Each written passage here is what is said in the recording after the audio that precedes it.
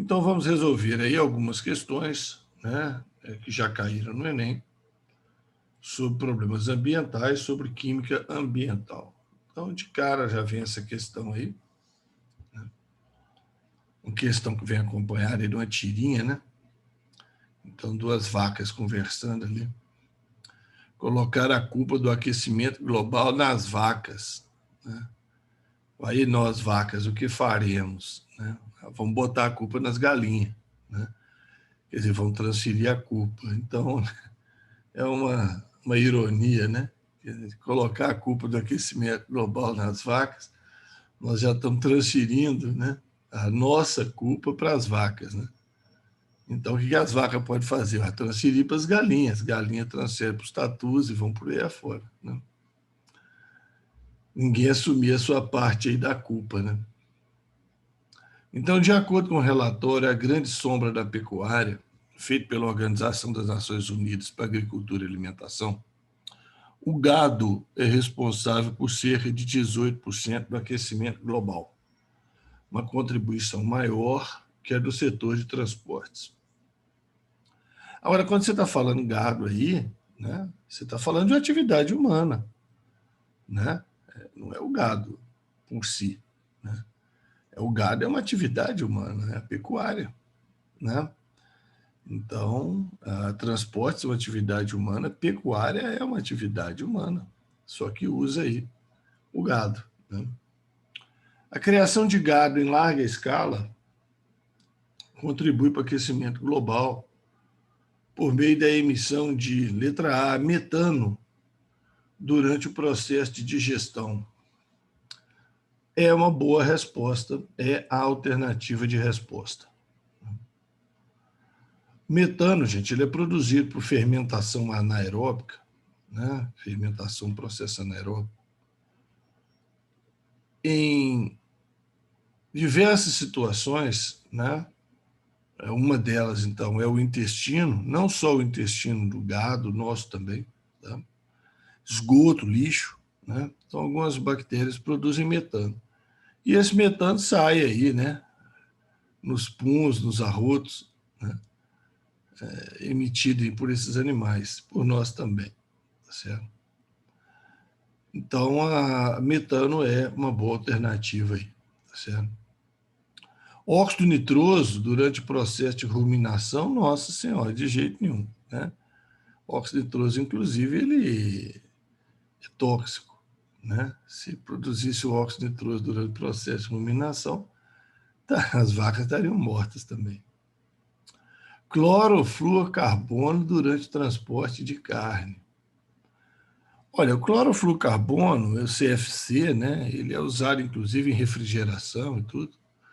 Mas o clorofluorcarbono, em princípio, tá, ele não tem nenhuma ação muito direta sobre essa questão de aquecimento global. Ele tem um impacto, sim, tá? Mas o impacto maior dos clorofluorcarbonos é na camada de ozônio, que é outro problema atmosférico que a gente tem, tá? Então, não tem nada a ver, não. Óxido nitroso, de novo, durante o processo respiratório, não. Respiração não gera óxido nitroso também. É provável que alguns candidatos devem ter marcado óxido nitroso, né? Viram óxido nitroso em duas alternativas, falaram assim, o cara falou duas vezes de óxido nitroso, deve ser a resposta, né? E o dióxido de enxofre, né, SO2, durante o consumo de pastagem, dióxido de enxofre é outro que é venenoso também, né? Transforma, inclusive, em ácido sulfúrico, tem a ver com a chuva ácida. Mas, no caso, então, trata-se de metano, tá? Processo de fermentação que ocorre no tubo digestivo dos animais, especialmente aí do gado bovino, das ovelhas também. Inclusive, gente, hoje tem algumas rações, né, usadas para suplementação animal, aí, né, alimentação dos animais, que contém substâncias justamente para diminuir a emissão de metano. Tá? Quer dizer, o homem cria o problema e ganha dinheiro com o próprio problema que ele criou, né? Então, inventarem umas rações aí que diminuem a emissão desses gases. Tá? Então, essa aí é tranquila, aí, letra A.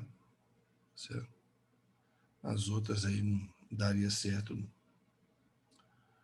Lembrar muito, tá? A questão da eliminação, tá certo, gente? Questão da eliminação.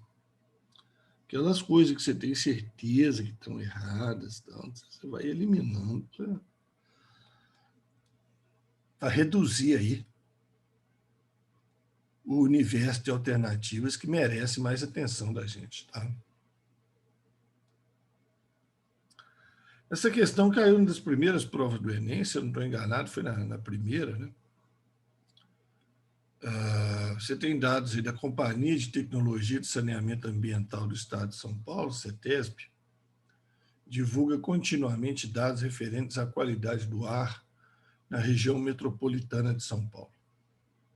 A tabela apresentada corresponde a dados hipotéticos que poderiam ter sido obtidos pela CETESB em determinado dia. Não usaram dados reais, usaram dados hipotéticos. Nesse caso, é interessante usar dado hipotético, porque se você usar dados reais, você pode favorecer alguns estudantes que conhecem esses dados reais, que moram, por exemplo, nesse ambiente, já sabem que isso aí é um determinado problema, entendeu? Então é melhor trabalhar com dado hipotético. Se esses dados fossem verídicos, então seria mais provável encontrar problemas de visibilidade. Então ele quer saber aí sobre problemas de visibilidade. Aqui, gente, é puramente uma questão de leitura, como vai ser em muitas questões do Enem. Né? Muitas questões do Enem é leitura e interpretação. Tá? O problema é dar tempo de você ler tudo. Né? Parque Dom Pedro, qualidade boa, índice 6, né? Índice 6 aí, ó, qualidade boa, certo? Poluente principal, material particulado, né? Partículas no ar, poeira, que evidentemente pode interferir na visibilidade. Evidentemente pode interferir na visibilidade. Poeira no ar, né? São Caetano do Sul regular, índice 60, principal poluente NO2, óxido de nitrogênio, né? Congonhas boa, índice 15, particulado também de novo, MP10. Osasco inadequada, índice 175, monóxido de carbono. Monóxido de carbono é aquele que atrapalha o transporte de oxigênio. Né? E em Pinheiros, qualidade do ar mar, 283, você vê que 200 a 299 é mar. SO2, óxido de enxofre. Aí, se o cara não lê isso aqui, dança. Dança, certo? Então, MP10, mais partículas inaláveis, aquelas cujo diâmetro aerodinâmico é menor que 10 micrômetros. Monóxido de carbono, não falou nada de visibilidade, tá vendo? Monóxido de carbono, gás incolor, que resulta da queima incompleta de combustíveis, emitido por veículos automotores. Dióxido de nitrogênio, formado principalmente nos processos de combustão de veículos automotores, dependendo das concentrações, pode causar prejuízo à saúde. SO2, dióxido de enxofre, resulta principalmente da queima de combustíveis que contém enxofre, como óleo diesel.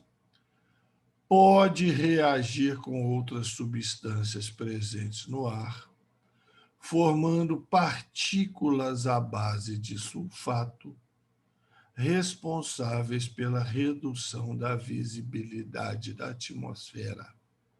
Opa! Redução da visibilidade da atmosfera.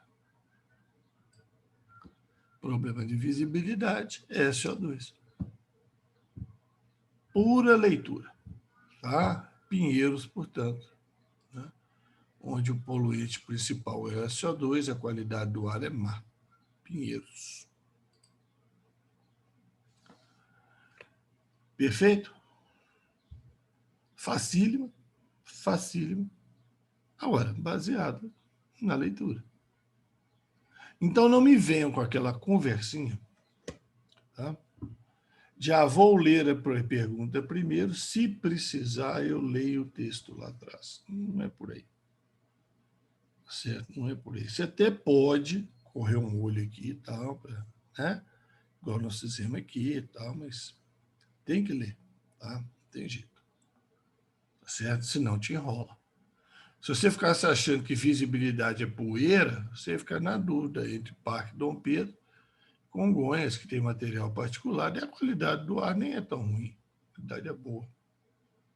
Muito cuidado, tá? Muito cuidado.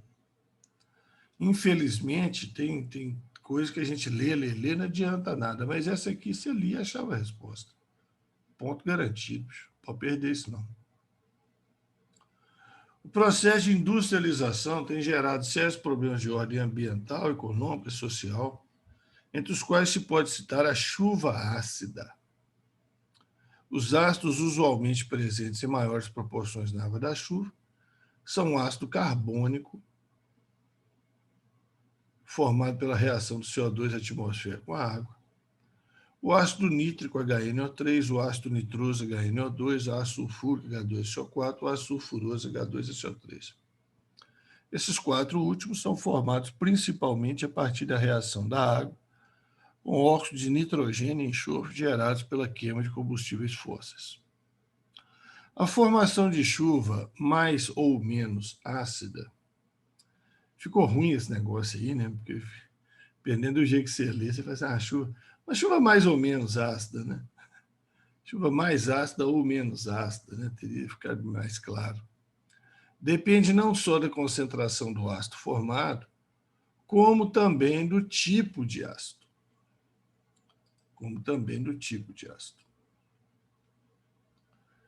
Essa pode ser uma informação útil na elaboração de estratégias para minimizar esse problema ambiental.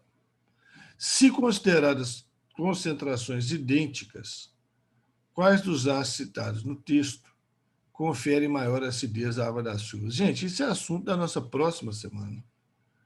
Tá? Nossa próxima semana nós temos só química. Né?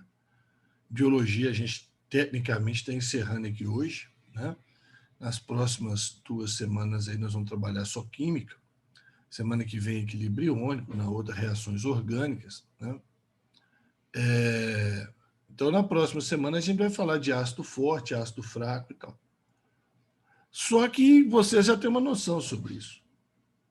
Né? Então, eu não tenho receio de perguntar isso para vocês, não. Né? Desses ácidos todos aí, quais são os ácidos que, pelo tipo, por serem mais fortes, conferem maior acidez à água de chuva? Né?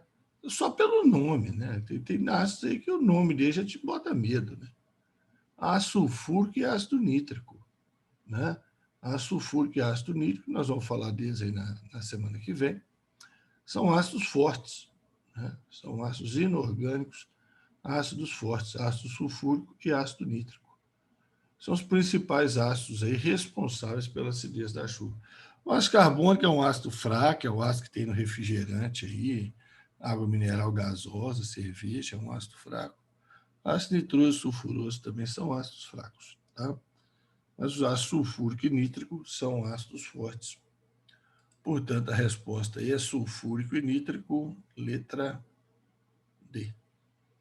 Sulfúrico e nítrico. Perfeito?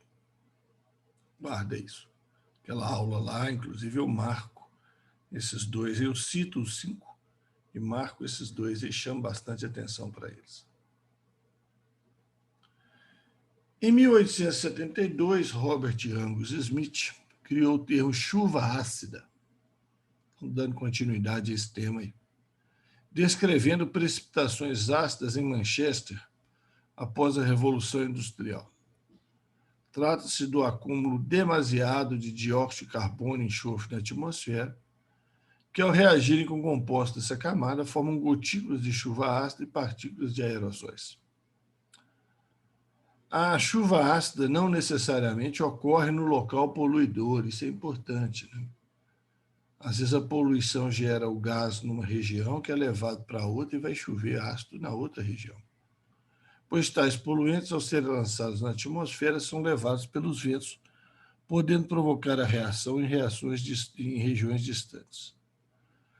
A água, de forma pura, apresenta pH 7 e, ao contatar agentes poluidores, reage modificando seu pH para 5,6 e até menos que isso, que provoca reações, deixando consequências. Se vocês olharem lá na aula que eu pedi para vocês assistirem, quando fala dos dados lá dos Estados Unidos, os dados mais antigos principalmente, mostra regiões lá com chuva de pH 4,1, certo? 4,1, que é extremamente ácido.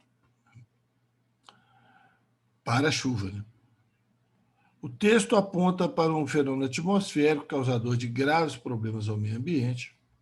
Chuva ácida, pluviosidade com pH baixo, esse fenômeno tem como consequência.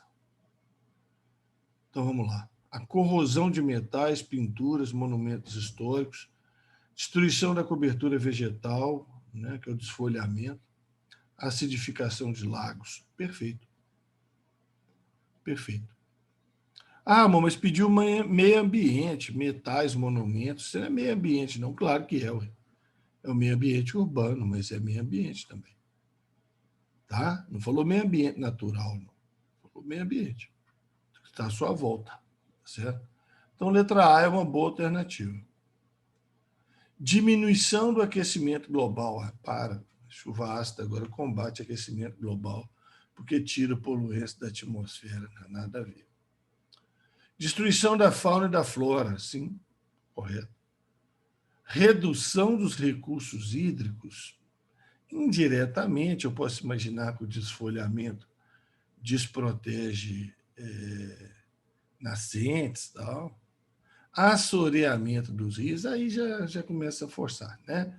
Aí não precisa ser chuva ácida para assorear rio. Qualquer chuva que carrega material para dentro do rio vai assorear rio. Então, essa aqui está meio forçada em relação à letra A. A letra A está mais limpa, está mais clean, né? Provoca as enchentes a qualquer chuva, né? Não precisa ser ácida, não, né? Atrapalha a vida do cidadão, corroendo em curto prazo automóveis. Não, peraí. Corroendo fios de cobre. Aí pegou, né? Aí já joga a química no meio, que você sabe que o cobre não corrói rapidamente por ácidos, né? O cobre é metal nobre, tá certo? Então, você misturou uma química e uma eletroquímica aí no meio. Degradação da terra. Pode acidificar a terra. Mas em regiões semiáridas, regiões semiáridas nem está chovendo, quanto mais chuva ácida. Né? Então, é a contradição interna. Né? Dentro da alternativa tem uma contradição interna. Às vezes a contradição é com o enunciado, às vezes a contradição é dentro da própria alternativa. Está chovendo no semiárido, chuva ácida. Está caindo nem a chuva normal, quanto mais ácida. Melhor alternativa é letra A. Tá certo? Gente, qualquer comentário aí, tá? Qualquer coisa que você percebeu e eu não comentei aí, dá o toque, tá bom? O rótulo de um desodorante aerosol informa o consumidor que o produto possui em sua composição os gases isobutano, butano e propano. Isobutano, butano e propano, dentre outras substâncias. Além dessa informação, o rótulo traz ainda a inscrição: não contém CFC, não contém clorofluorcarbono. Tá? As reações a seguir, que ocorrem na estratosfera, justificam a não utilização de CFC nesse desodorante. Não utilização de CFC nesse desodorante. Então, não contém CFC. E que é CFC? Clorofluorcarbono. O que o clorofluorcarbono faz? O clorofluorcarbono ele ataca a camada de ozônio. Então, ele mostra aqui como é que é esse ataque. Você tem um clorofluorcarbono, CF2Cl2. Lá na camada de ozônio, ele recebe a radiação ultravioleta, quebra formando esse composto e o Cl. Quando ocorre a quebra, naquela ligação, né, que você sabe que tem uma ligação química, você sabe que tem um compartilhamento de um par de elétrons, o CF2Cl ficou com um elétron e o Cl ficou com o outro. Então, aquele par de elétrons separou. Então, a partir do momento que o elétron não está pareado com o outro, tá? a gente representa como um pontinho aí do lado, ou um asterisco, e a gente chama de radical livre. E radicais livres, como nós vamos falar daqui a 2 semanas, são espécies químicas extremamente reativas. Extremamente reativas. Então, esse Cl pontinho aqui, esse radical livre de cloro, ele ataca a molécula de ozônio, quebrando a molécula de ozônio em oxigênio e liberando um oxigênio que junta com o próprio cloro. Gente, isso aqui está muito resumido. Está faltando muita coisa aqui nessa brincadeira, tá? Mas é uma das etapas de destruição da camada de ozônio, onde o cloro participa, tá certo? Ele participa do processo.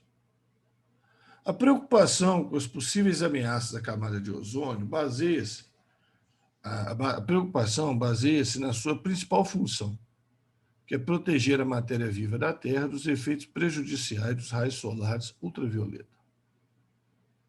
Você sabe que a camada de ozônio absorve uma parte da radiação ultravioleta, não absorve tudo, não. Graças a Deus não absorve tudo também, não, né? Porque tem uma parte do ultravioleta que é importante para nós aí, que é para a formação aí de vitamina D, por exemplo, né, na pele. Então, a camada de ozônio tira alguns comprimentos aí da ultravioleta, comprimentos de alta energia, certo? Que seriam prejudiciais. Tá? Então, a absorção da radiação ultravioleta pelo ozônio estratosférico é intensa, suficiente para eliminar boa parte da fração de ultravioleta que é prejudicial à vida, que na gente poderia provocar câncer de pele.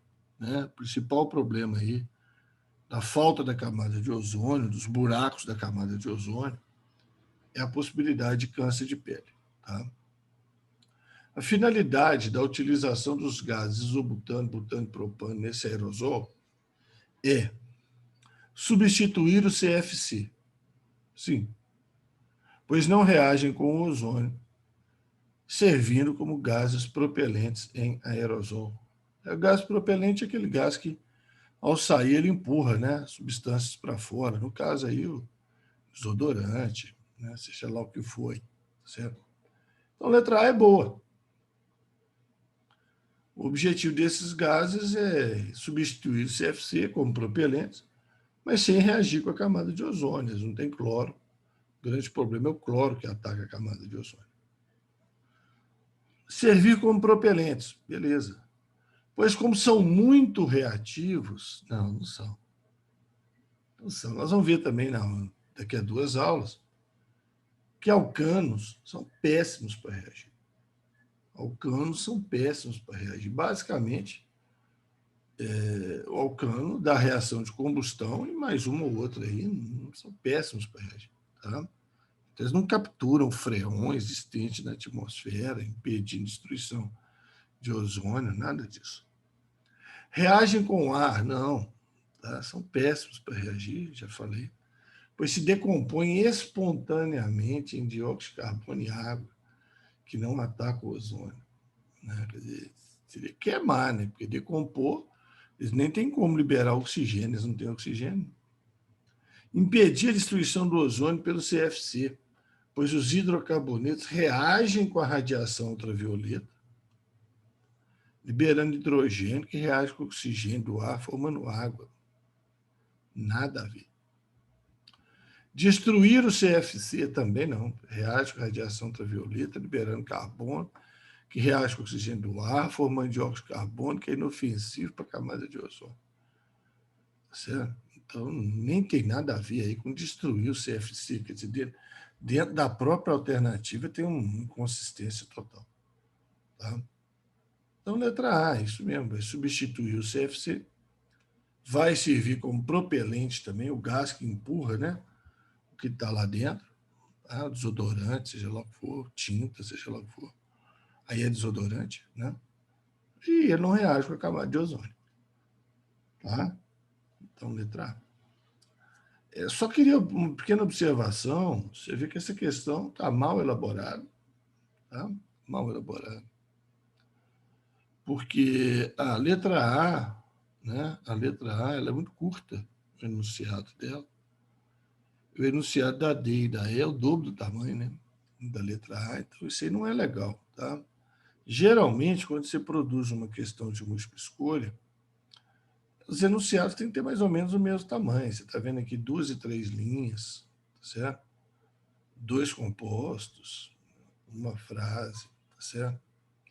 Então, não é legal isso aqui, não. Isso acaba induzindo o aluno a marcar determinada alternativa, ou marcar menor ou marcar maior. Geralmente, o aluno marca maior, né? Ele acha que a maior é mais completa, não sei o quê. Então, cuidado, tá? Aí, tá vendo? Alternativas parecidas. Só a primeira que tem uma linha, as outras têm 2 linhas. As linhas são curtas também, né? Para diminuir o acúmulo de lixo, desperdício de materiais de valor econômico, e assim reduzir a exploração de recursos naturais, adotou-se em escala internacional a política dos 3 R's: reduzir, reutilizar, reciclar. Tá? Um exemplo de reciclagem é a utilização de quê? Aí pegou um pouquinho pesado, né? Aí pegou um pouquinho pesado, porque se o aluno não conhecer os conceitos, ele pode se enrolar nessa aí. Então, para facilitar a vida de vocês, porque o objetivo é que vocês estudarem, né? Coloquei embaixo o conceito de reduzir, reutilizar e reciclar. Tá? E aí, lendo eles, aí vai ficar fácil. Reduzir consiste em diminuir o consumo de bens e serviços, visando a menor geração de resíduos e menor desperdício. Por exemplo, tem produtos, você sabe, que tem uma embalagem gigantesca. Tem uma embalagem gigantesca. Então, não ter aquela embalagem ou ter uma embalagem menor, isso vai gerar menos lixo. Reutilizar um produto é atribuir mais tempo ao seu uso. Quer dizer, usá-lo por mais tempo antes de jogar fora, prolongando a vida útil, inclusive podendo usá-lo para outros fins. Certo? Antes que não tenha mais jeito, você acaba tendo que jogar ele fora. Certo? E reciclagem envolve o processamento de materiais por meio de sua transformação físico-química, geralmente devolvendo a forma de matéria-prima. Devolve ele a forma de matéria-prima para produzir novos produtos e bens de consumo. Certo? Devolve ele a condição de matéria-prima. Tá? Então, um exemplo de reciclagem é a utilização de garrafas de vidro retornáveis para cerveja ou refrigerante. Isso aí é reciclagem ou é o quê? Redução, reutilização, reciclagem? O que vocês acham que é isso aí? Utilização de garrafas de vidro retornáveis para cerveja ou refrigerante. Vocês acham que isso é o quê? Reduzir, reutilizar ou reciclar? Não responde só com R, não, senão vai ficar difícil.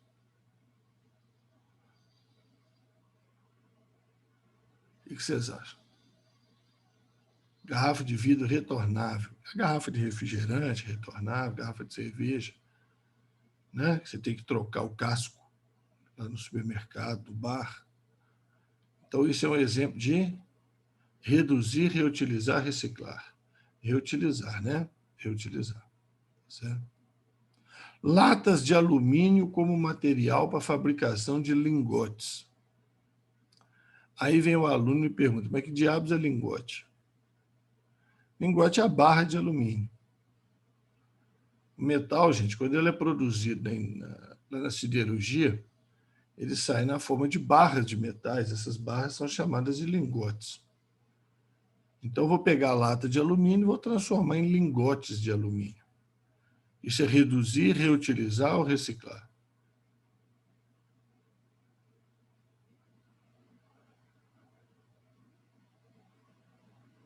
Isso é reciclar.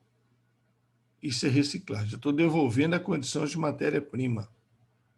Estou pegando a lata de alumínio, transformando ela em lingotes de alumínio que eu posso usar para fabricar outras latas ou outros materiais. Então, essa é a resposta. Tá, Carlos? Essa é a resposta. Saco de lixo do supermercado para acondicionar o lixo caseiro. Isso é reutilizar. Para outros fins, né? Mas é reutilizar. Estou aumentando o tempo de uso, né? Em vez de jogar fora o saco plástico do mercado, eu estou usando ele para, pelo menos, mais um uso, né? De acondicionar o lixo. Tá? Então, é reutilizar. Embalagem plástica vazia e limpa para acondicionar outros alimentos. Reutilizar também. Você comprou lá uma margarina, sobrou aquele potinho, você vai guardar feijão na geladeira. O famoso guardar feijão no congelador em pote de sorvete, né? Você acha que tem sorvete, vai ver feijão. Né? É reutilizar. Quem poderia causar uma confusão aí é a letra E. Garrafas PET recortadas em tiras para a fabricação de cerdas de vassouras. Isso é reutilizar. Isso é reutilizar. Eu não estou devolvendo a um estado de matéria-prima que depois eu posso devolver de novo ao estado de matéria-prima, que depois eu posso devolver de novo ao estado de matéria-prima para reciclar. Né? Não é um ciclo. Não é um ciclo. Você recortou em tirinhas a garrafa PET, fez uma vassoura, aquilo vai desgastando, desgastando, desgastando, desgastando até acabar. Certo? Até acabar. Ok? Então, isso aí está no sentido de reutilizar, não de reciclagem. Melhor alternativa de reciclagem aí é a letra B. Perfeito? Reciclagem, em princípio, né, seria um uso assim, infinito. Né? Eu posso ir reciclando, reciclando, reciclando, reciclando, reciclando, reciclando. Tem perdas? Pode ter perdas, mas em baixa proporção. Tá? Perfeito? Ô, Ramon, mas existe reciclagem de plástico PET? Existe. Existe reciclagem de outros plásticos, reciclagem de vidro. Né? Vidro quebrado ele pode ser derretido e formar vidro de novo. Garrafas de vidro e tal. De novo, pode. Existe reciclagem desses outros materiais aí também. Só que os exemplos que foram dados aí não são exemplos de reciclagem. Tá certo? Ok? Cuidado, tá? Um dos problemas ambientais vivenciados pela agricultura hoje em dia é a compactação do solo. Devido ao intenso tráfego de máquinas cada vez mais pesadas, reduzindo a produtividade das culturas. Né? Compactação do solo é um problema, né? Diminui o oxigênio presente no solo, as plantas não conseguem crescer direito, diminui a infiltração de água no solo, aumenta a enxurrada, enchente, carrega nutrientes do solo, se tiver isso em área agrícola. Tá? Então, essa questão aí é de física. Essa questão é de física. Não está na biologia, não está na química, essa questão está na física. Ela pegou um problema ambiental, tá? E jogou para dentro da física. Uai, Ramon, mas que doido. Você é, ué. Estou falando com vocês. Meio ambiente pode ser cobrado na química, na biologia, na geografia, com facilidade. Pode ser cobrado na história, quando você começa a falar da Revolução Industrial, das suas consequências. Tá? A física, aí, ó, entrando aí com um exemplo. A matemática, é claro, que pode cobrar aí questões, né, sobre reciclagem de materiais com perdas e reaproveitamento, não sei o que e tal. Então, é aquele assunto que a gente fala que é transdisciplinar, né?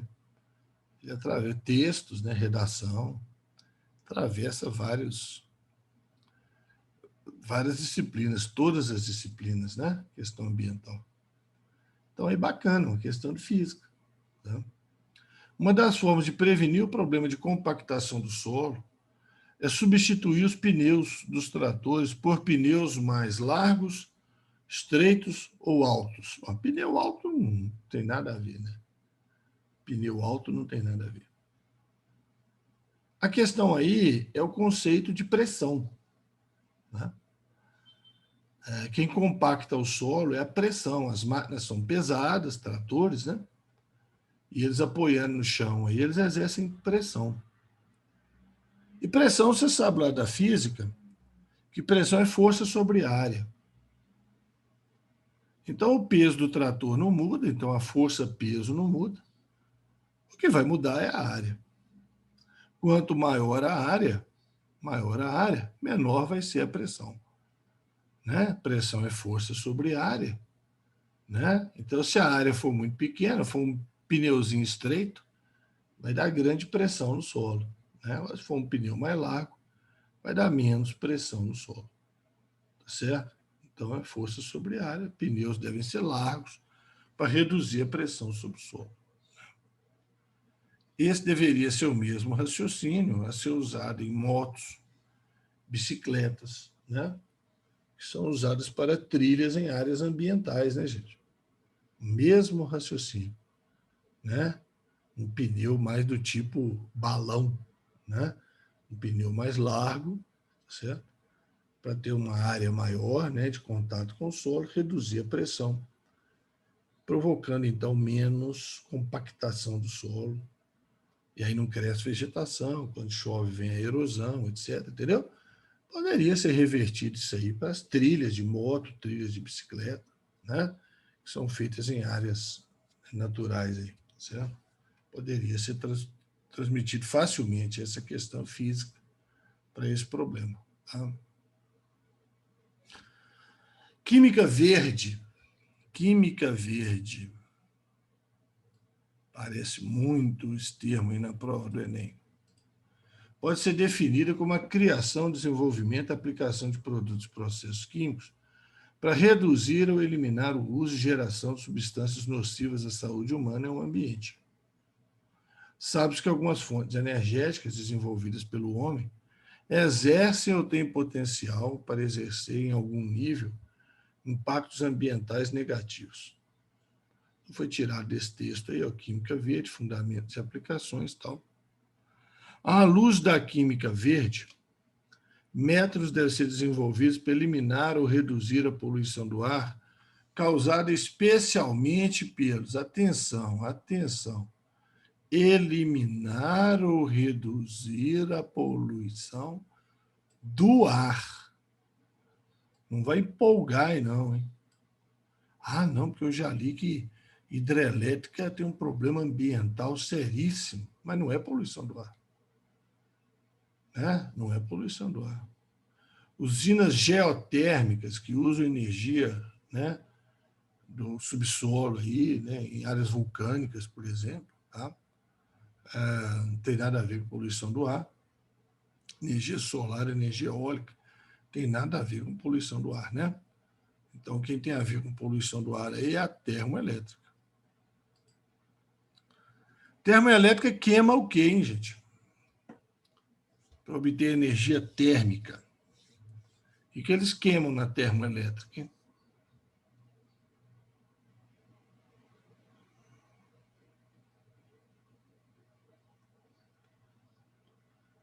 O que eles queimam numa termoelétrica?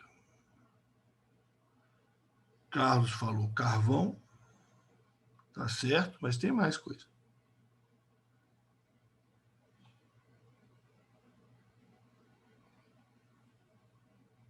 Não é só carvão. Inclusive, carvão aí pode ser carvão mineral, carvão vegetal, tá?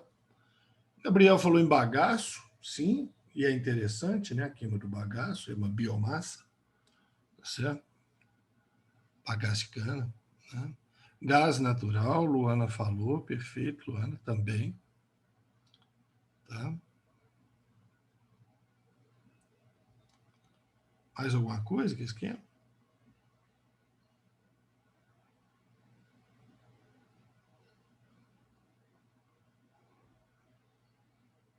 Queimam também óleo, tá?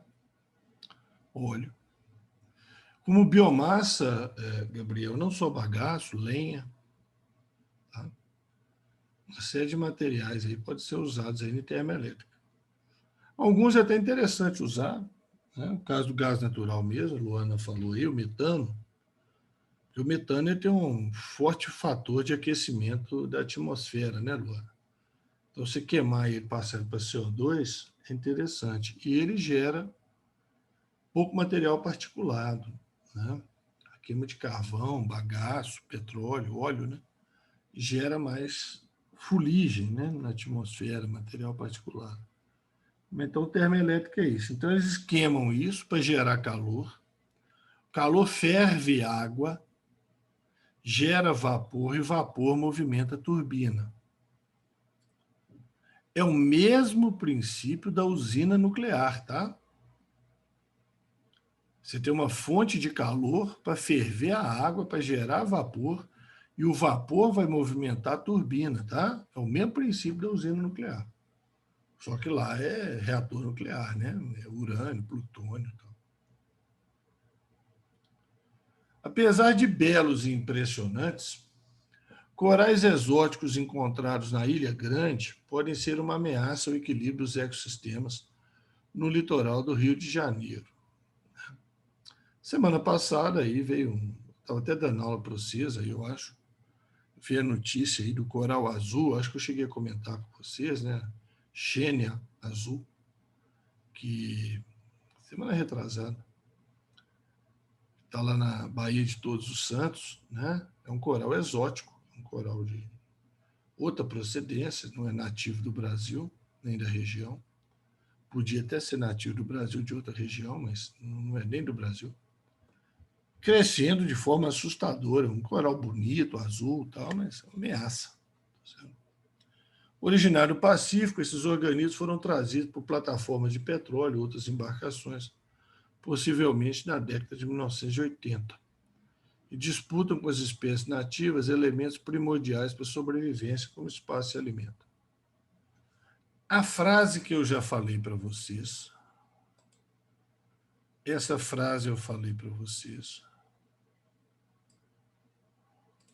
Organismos invasores exóticos são a segunda maior causa de perda de biodiversidade, superados apenas pela destruição direta dos hábitats pela ação do homem. Modificação dos hábitos. Já falei isso para vocês, guardem essa frase. A maior causa da perda de biodiversidade é a destruição direta dos hábitats. E a segunda é a introdução de espécies exóticas. Tá? As populações de espécies invasoras crescem indefinidamente e ocupam espaço de organismos nativos. Texto retirado da revista Ciência Hoje. As populações de espécies invasoras crescem bastante por ter a vantagem de não apresentarem genes deletérios no seu pool gênico. Eita! O que é gene deletério? Gene ruim, gene que causa problema. O que é pool gênico? A pool gênico é o conjunto de genes que a espécie possui. Mas, gente, toda espécie tem genes deletérios, não existe isso. Toda espécie tem genes que causam problema no material genético. Aí, traduzindo, seria, não tem genes que causam problema em seu material genético. Claro que tem, toda espécie tem. Tá? Não possuírem parasitas e predadores naturais presentes no ambiente exótico. Sim. Elas não têm parasita, não têm predador, não têm competidor. Tá? Então, elas crescem de forma descontrolada. Letra B seria uma boa resposta, mas vamos ler o resto. É aquele negócio, né? Faz um certinho ali do lado, né? Mas vamos ler o resto. Apresentam características genéticas para se adaptar a qualquer clima ou condição ambiental. O que é isso? Adaptar a qualquer clima. Pega, solta lá em Marte, e ela vai se dar bem. Espera aí, né? Senão, tá? Apresentam capacidade de consumir toda a variedade de alimentos disponibilizados no ambiente exótico. Não, isso não. Se ela for espécie herbívora, vai comer só plantas. Se for carnívora, vai comer só animal. Se for onívora, come aqui as plantas e animais que agora. Mas não vai comer tudo, não. Espera aí, o que é isso? É o come-come, né? Aí já é Pac-Man, essas coisas. Apresentarem características fisiológicas que lhes conferem maior tamanho corporal que o das espécies nativas. Não precisa ter maior tamanho corporal, não. Pode ser até um vírus. Pode ser até um coronavírus. Né? Pode ser até um vírus introduzido numa área ali onde não há defesa contra ele, elimina outras espécies. Tá? Então é letra B mesmo. certo? Letra B mesmo. Não tem parasita, não tem predador, não tem competidor, tá? Competidor importante também, tá bom? E aqui a outra do camada de ozônio. Essa, em vez de ter aquela sequência de reações, né, envolvendo cloro radical livre, tá vendo? Ela já tem um esquema. Tem um defeitinho nesse esquema. Naquela aula eu até corrigi o defeitinho, tá? Porque esse O aqui vem de um ozônio.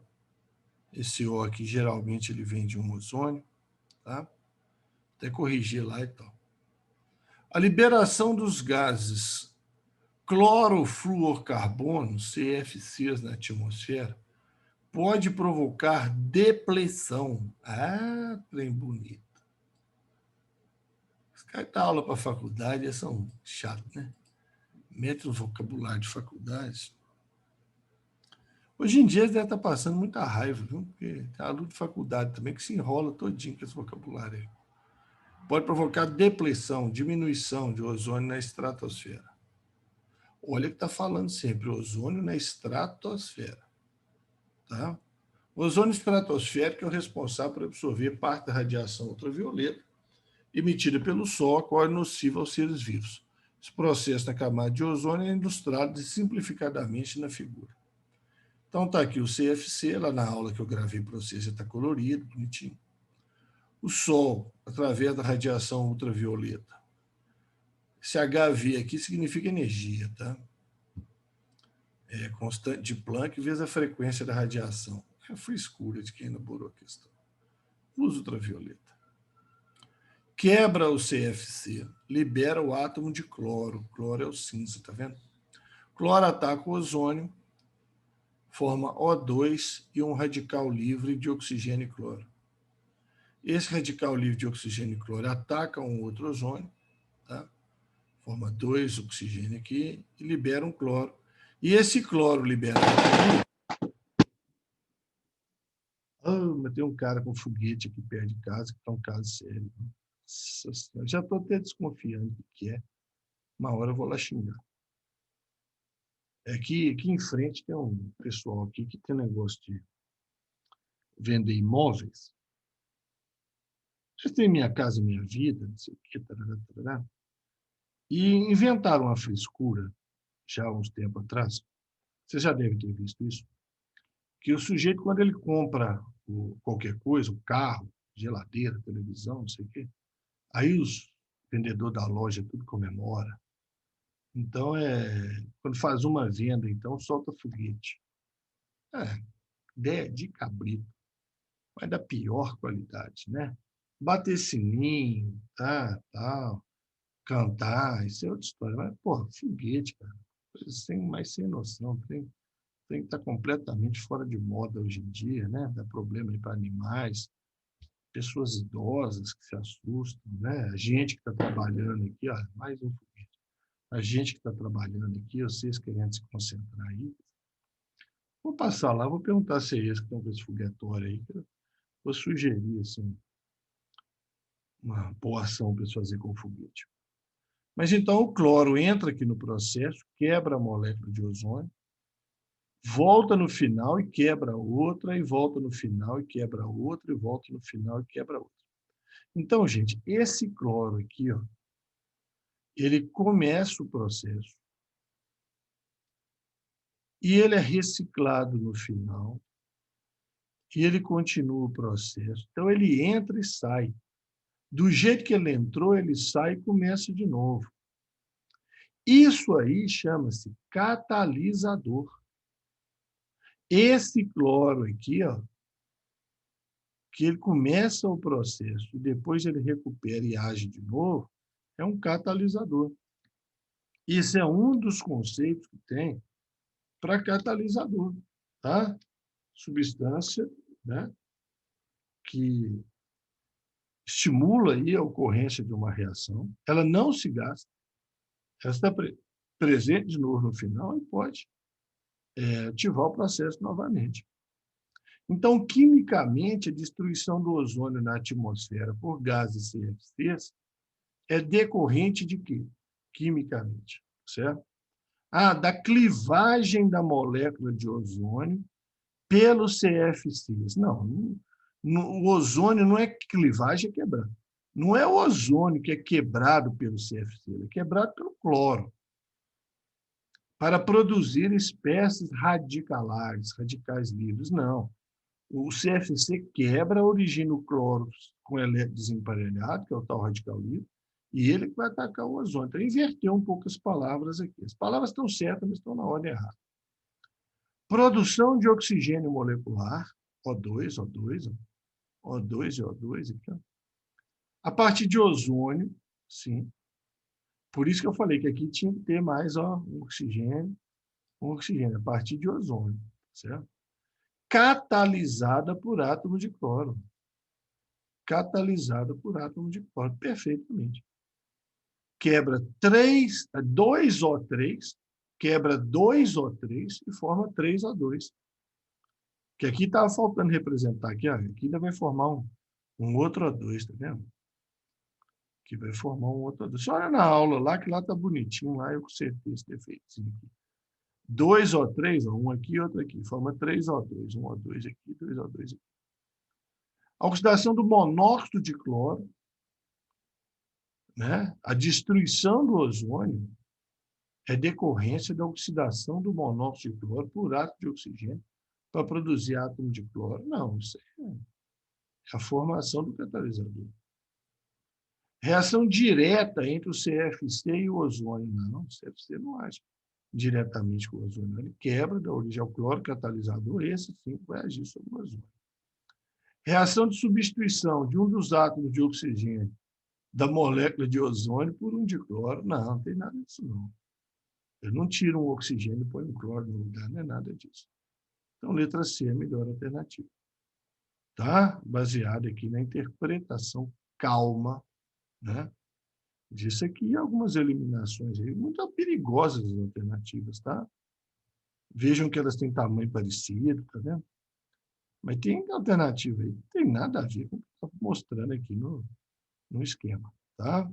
Então, de olho, muita atenção. Com o objetivo de substituir as sacolas de polietileno, alguns supermercados têm utilizado um novo tipo de plástico ecológico, que apresenta em sua composição amido de milho e uma resina polimérica termoplástica, obtida a partir de uma fonte petroquímica. Peraí. É um plástico ecológico, mas uma parte dele é amido de milho e uma outra parte dele vem de indústria petroquímica. Então, não é ecológicozão assim também, não. Nesses plásticos, a fragmentação da resina é facilitada, porque os carboidratos que estão presentes no meio, o que é o carboidrato? O amido de milho. O amido de milho. Então, você imagina uma sacola plástica que é só plástico. Plástico é uma resina polimérica, um polímero. Plástico é um polímero, uma resina polimérica. Plástico. Imagina uma sacola plástica, só tem o polímero plástico. Agora, essa tem o polímero plástico misturado com amido, que é um carboidrato. Então, nesses plásticos, a fragmentação da resina é facilitada, porque se for só a resina, vai ser difícil fragmentar. Né? A decomposição do plástico seria a fragmentação, a ação de micro-organismos. Se for só resina, seria difícil. Mas tendo carboidrato no meio facilita. Por quê? Porque o carboidrato dissolve na água. Não, não é. Essa sacola não dissolve na água. Esse é um problema sério. Absorve água também não. Carameliza por aquecimento e quebra. O que é isso? Você vai caramelizar a sacola agora? Que negócio doido é esse? Tá? Os carboidratos são digeridos por organismos decompositores. Sim. Então, quando essa sacola vai para o chão, o lixo lá para o chão, os decompositores vão comer o amido. Como o amido está misturado com a resina, então eles vão furar, né? Eles vão esburacar essa resina toda. Tá? E esburacando, aumenta a superfície de contato, aumentando a superfície de contato, aumenta a rapidez com que isso degrada depois no ambiente. Entendeu? Quer dizer, vai transformar um plástico, que seria 400 anos aí para decompor, né? Vai transformar num plástico todo furadinho que vai decompor em 20, 30 anos. Aí a ideia é essa. Os carboidratos decompõem-se espontaneamente. Que isso? Só falta essa. Amido decompõe espontaneamente. Não existe isso. Contato com água e oxigênio. Então, melhor alternativa é que esse amido, carboidrato, amido é carboidrato, não se esqueça, é digerido, perfurar toda essa sacola plástica aí, facilitando a digestão dela. Tá? O despejo de dejetos de esgoto doméstico e industrial vem causando sérios problemas nos rios brasileiros. O mundo inteiro. Esses poluentes são ricos em substância e contribuem para a eutrofização de ecossistemas. Nós comentamos sobre eutrofização. E não é naquela aula que eu pedi para vocês assistirem, não. Nós já comentamos isso aí na aula 1 aí de ecologia. Que é o enriquecimento da água por nutrientes, nitrato e fosfato. Lembra? Eutrofização, nitrato e fosfato. Provoca um grande crescimento bacteriano, né? E algas também, né? Mais importante. E, por fim, pode promover a escassez de oxigênio. Uma maneira de evitar a diminuição da concentração de oxigênio no ambiente é uma maneira de evitar a diminuição da concentração de oxigênio no ambiente, causada pela eutrofização. Como é que você pode evitar isso? Aquecer as águas dos rios. Pronto, ficou louco. Se você aquece a água do rio, é aí que diminui o oxigênio dissolvido mesmo. Solubilidade dos gases em água, ela diminui com o aumento da temperatura. Pelo amor de Deus, não fazer isso não. Retirar do esgoto os materiais ricos em nutrientes para diminuir sua concentração dos rios. Sim, seria a estação de tratamento de esgoto. Né? Então, se na estação de tratamento de esgoto eu conseguir tirar os materiais ricos em nitrato, fosfato, matéria orgânica que vai decompor, gerar nitrato, fosfato, antes de jogar no rio, ótimo. Né? Adicionar bactérias anaeróbicas à água dos rios, pois sobrevivem mesmo sem oxigênio. Pá, resolveu nada. Né? Baixou o oxigênio, matou tudo que tinha lá, mas agora eu tenho bactérias anaeróbicas. É isso que eu quero. Quero é peixe, quero outras coisas. Substituir produtos não degradáveis por biodegradáveis, para que as bactérias possam utilizar os nutrientes. Então, você está querendo aí, no caso, né, dar mais nutriente ainda para as bactérias. A questão não é essa. Tá? A questão não tem nada a ver com isso. Aumentar a solubilidade dos dejetos no esgoto para que os nutrientes fiquem mais acessíveis às bactérias. Aí que vai lascar. Agora, veja que ele está colocando eutrofização aí com proliferação de bactérias. Também ocorre? Também ocorre, mas o mais importante na eutrofização. Sinal claro de início de eutrofização é a proliferação de alga. Tá? Mas a melhor alternativa é a letra B. Né? Tirar esses nutrientes do esgoto. E isso é feito onde? Isso é feito na ET. Isso é feito na ET. Estação de tratamento de efluente. Não confunda com ETA. O que é ETA, Clarice? O que é ETA, Clarice?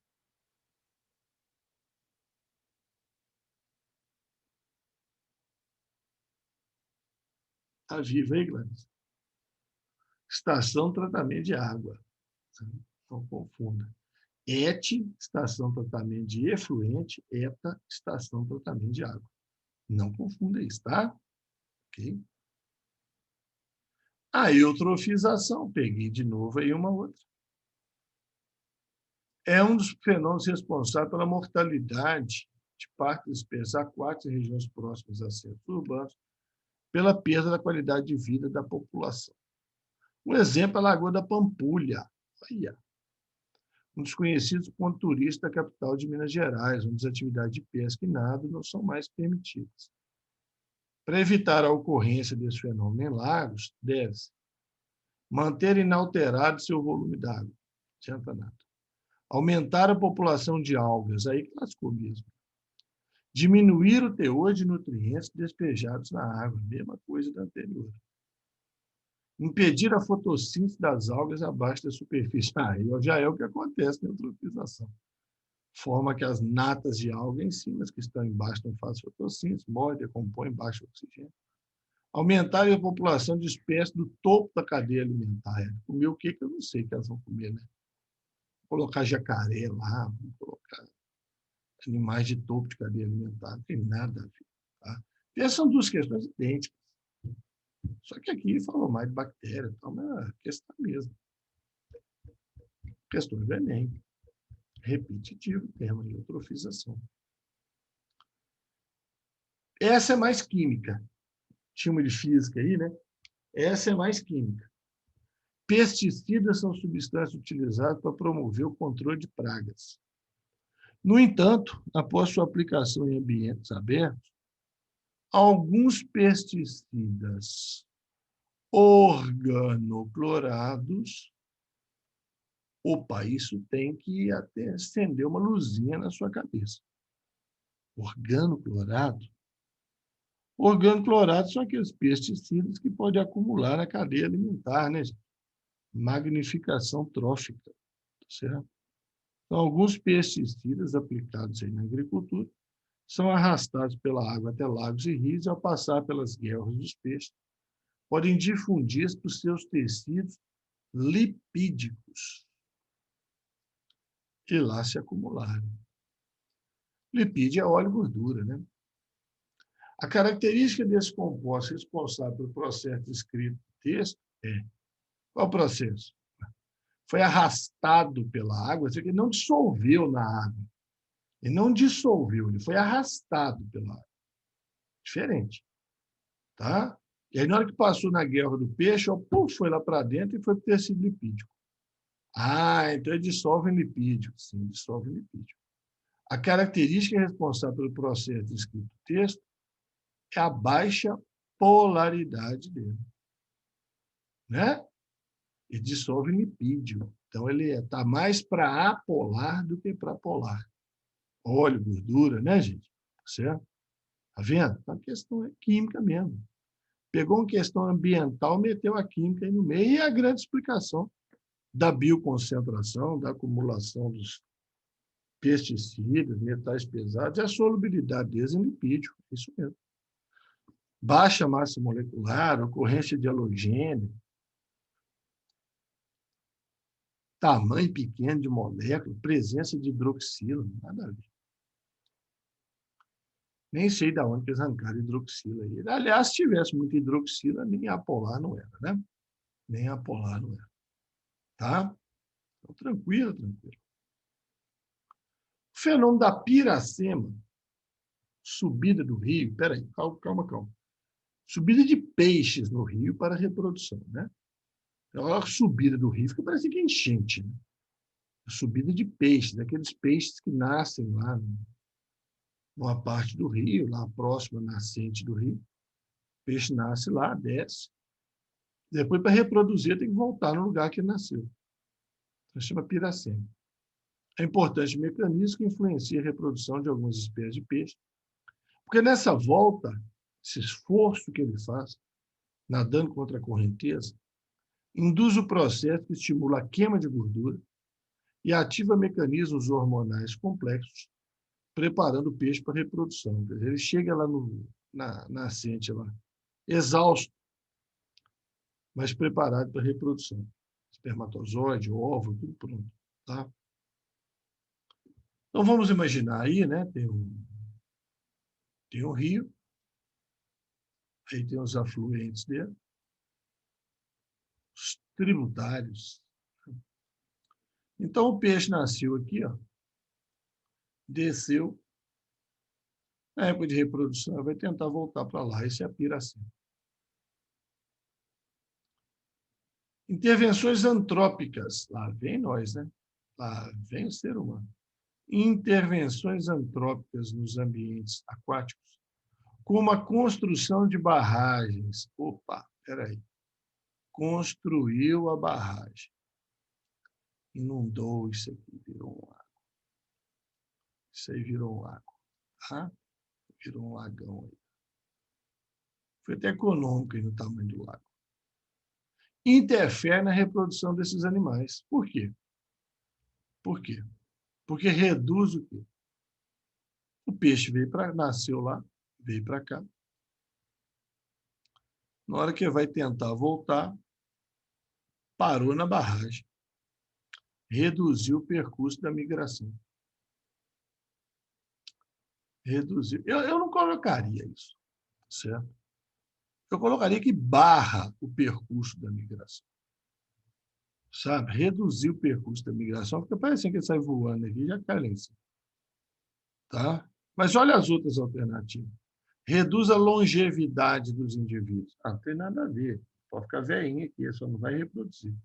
Reduz a disponibilidade de alimento, não é o caso.